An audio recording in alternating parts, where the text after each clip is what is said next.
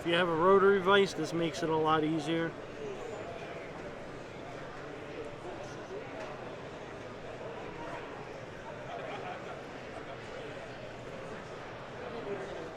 And then the red's gonna like hide it, but it's gonna give you a nice hot spot in the front.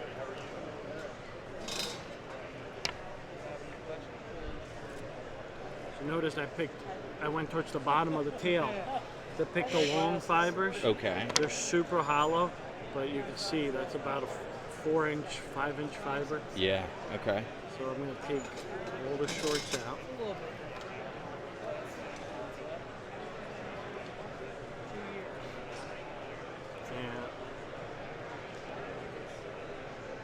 And then this one's going to go about that high.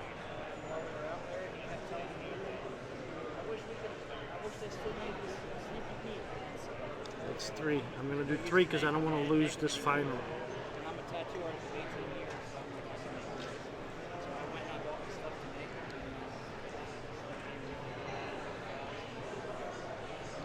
Before I tighten it, I'm just going to make sure it's fully around.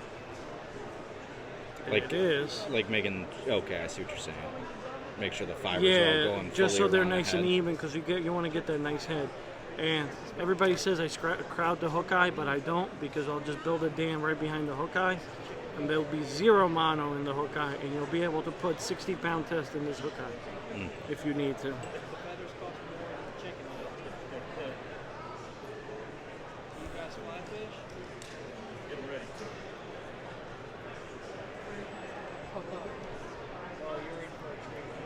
And then a quick whip finish, and that's it.